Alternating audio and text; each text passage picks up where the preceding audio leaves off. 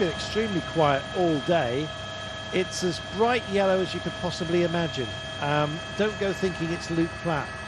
He's got himself a sash upon his back. There is sort of blue hips to him. If you see, that's Alois, and he can go very, very quickly. I think it's possibly have to have been a tougher day, but he's a great bike handler, so he can skirmish when we get to those twists and turns at the very last. So watch out for Aulus Alois. Apparently they're working for Yuri Leitao, but if Alois has got a big bragging rights, a big claim to the title overall, and he has, I think it might work for him. There's Jan Klaus Pedersen, we mentioned him earlier, just off the back, having done his chasing job. No more left for him. And where, we're asking ourselves, and the team are probably asking the same, is Ethan Hayter. He's stuck in the back, pace has changed, there's not much room to move up, as the camera will describe to you. Look at that. But he's not, oh he is, he's still here. This suggests to me it's going to be Eli Viviani today. No, I still believe that Ethan Hayter will move up on his own, and suddenly you'll find him in the right position about 3-4 kilometers to go. You suddenly appear in the back of that Ineos line. They might question where he is at the moment, but I think they're going to have to trust him enough to do what he has to do on his own. Viviani's just off the bottom of your screen at the moment, number 13. You'll see him in a few moments' time. Sitting plumb in front of him right now is Luke Rowe. And so it's, in fact, he's got another rider here with Connor Swift. There is Viviani, right at the back of his own train. Now, often if you are the favoured rider, you have somebody acting wheel guards just on your back wheel, but he's got nobody, Viviani. Yeah, he hasn't got what we tend to call the sweeper that stops other sprinters taking that position and following him and profited from a really powerful lead out like Ineos have. Well, they're not hanging around, and if Ethan Hayter is going to make a move, it has to be now. Road surface, as you can see, is just starting to smooth, getting slightly wider. No paving for us to trouble us here, so difficult to walk on as a pedestrian. Right now, the pace is anything but pedestrian. 7.5 kilometres to go, and we are just tracing the river into town. A bit more space now, just opening up. Yeah, so if you look, quite often in this type of valley, it's a gentle descent, so this will be faster and faster. The river's running downhill, so that means the road's running slightly downhill as well. And, they should get faster and faster from now on. Still Viviani, just looking to see who's on his back wheel, and it's Christian Corran of Adri Mobile, who is trying to muscle in onto that particular train. There's a few others that want to play that game. Pavel Bittner is coming up here, and he's leading in Tobias Lund. So Bittner there, number 36. Lund's just lost his man, and indeed 3 riders slot into that place. That's how quickly you can get out of shape. At a moment like this, you've got a crash, and a big one as well. Well, getting out of shape, we were talking about it as the road went one way and the other. Centre of the road is where the main action, the tragic action here has happened. Little Trek have been hampered, few others as well, and there'll be a few that have been caught out further behind, I'm afraid. Not a nice sight at all, and that is Mate Mohoric, who's been caught up in it. So it's not going to be Mate Mohoric, which leads it to Goretzka and Borati later on. How much longer has he got, he says. He wants to know what's the difference from home, and he needs to get back in because this is before the 3 kilometres to go marker, and any time he loses now and the pace is up, it could actually strike him out overall. This is not the time to have this sort of thing happen. Let's have a look over the top. Little bit of paving and, touch of wheels, and down they go. Skittles. Yeah. So who else was caught out? So that the rider touched the Jaco rider in front of him and went down from about, I'd say, 10th position or so, right in the middle. So that's going to take out a lot of the favourites. Centre of the road as well, and it looks like Ineos Grenadiers. Where are you? Said Luke Rowe, immediately wanted to know where Ethan Hayter. And there is Ethan Hayter zigzagging through the debris of those who are on the deck. Well, it's strung out. Ethan did not get caught out by it. I guess it was far enough back to avoid it.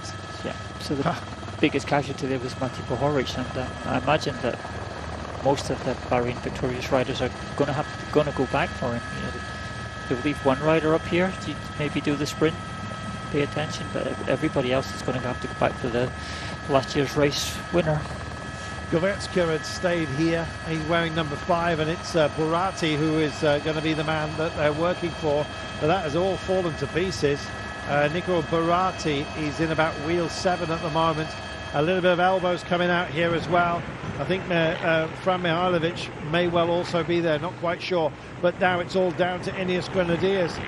You saw that Luke Rowe was on the blower asking for Ethan Hayter to get up to the front. Not quite sure whether he's going to make it on. Still haven't seen him. He's trying to work his way through at the moment. I think he's still screened. Let's wait and see. In fact, he's out of it. Here he is. It's Mohoric as well. Mohoric, I beg your pardon, is out of it. The number 1. He's desperately trying to get himself back in. To what cost, though? That's the point.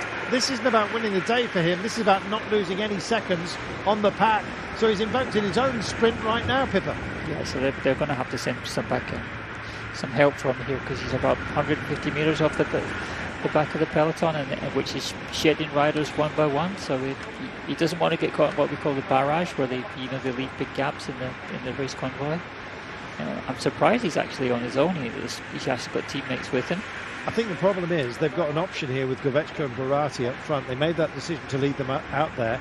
If anyone drops back, they're not going to help him. He's going to sail straight by them. They would have to be going this pace, just a little bit less, and then have something less to put left to push on. Tolok comes back into it as well, and still we have Bahrain victorious. This is a good news in a bad situation for UNOX. I did not see if Alexander Kristoff was caught up in that. No, Kristoff is actually part of this group as well. Looming large, could be a day for him. Looks like it's going to be Kristoff versus Viviani. If Hayter has got back up, we'll wait and see. 3.2 kilometres to go, and so Town doth beckon. Tolok trapped, I'm afraid. A few others. This is Roger Adria. That's not good news for him either.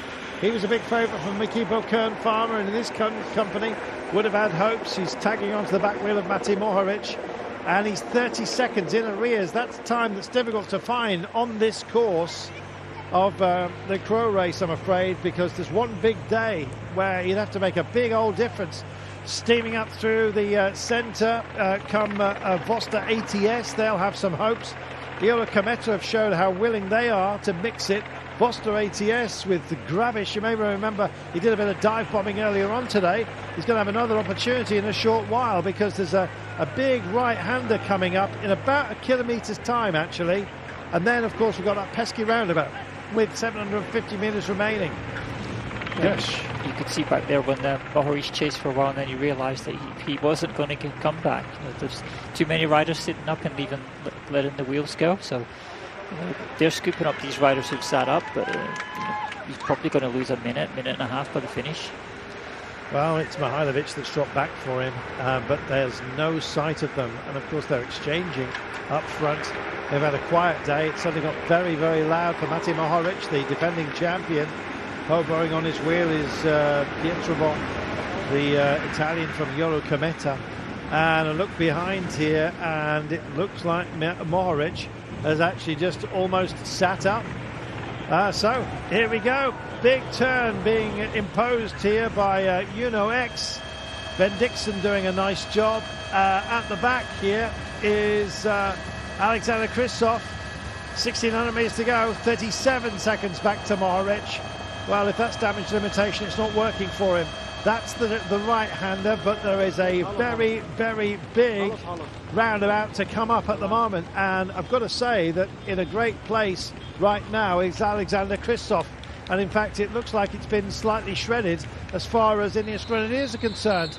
Is Ethan Hayter up here? That's the question I'm asking myself. And the answer is no. Viviani's still in here, though, and he's still boxing it, trying to box clever. Luke Plapp has now disappeared, but it's Connor Swift that's leading Viviani in. Magnus Sheffield making sure that he's going to have a good finish here as well, but it looks like it's Viviani against Tobias Lund against Alexander Kristoff. Let's wait and see. So, time to go right now, and Viviani's got the ultimate lead out. No sign of Ethan Hayter. It's going to be Viviani who is the choice here.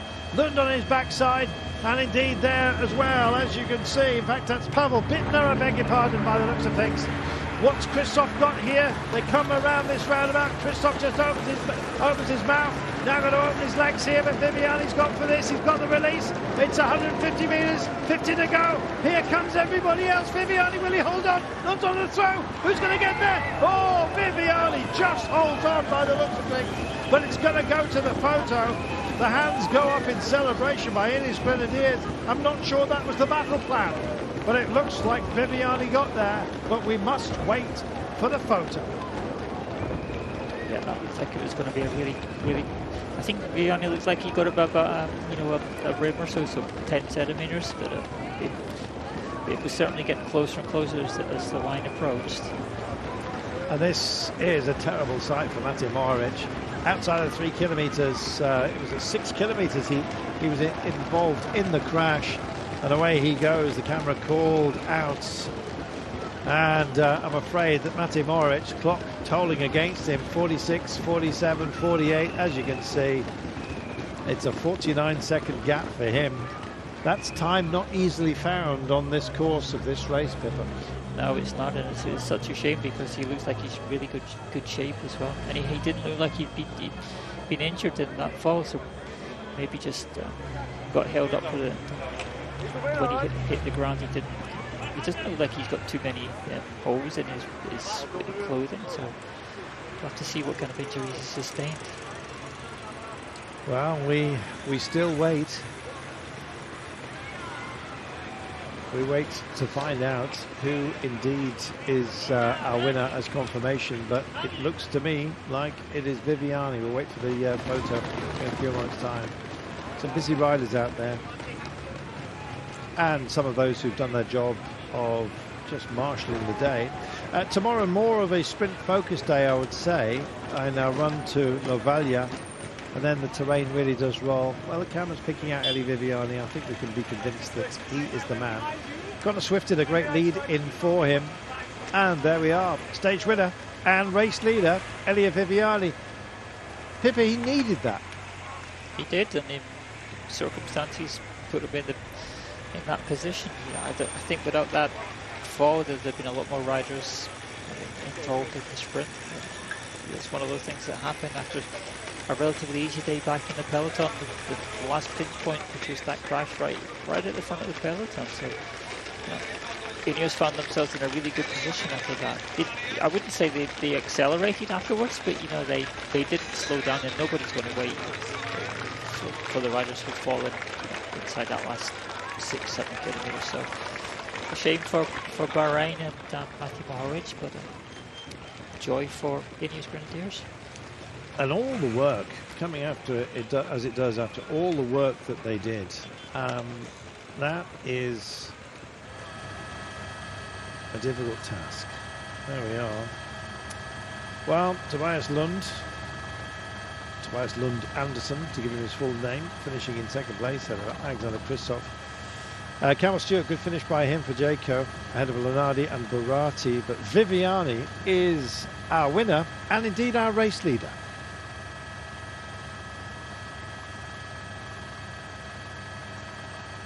Well, it was busy, but in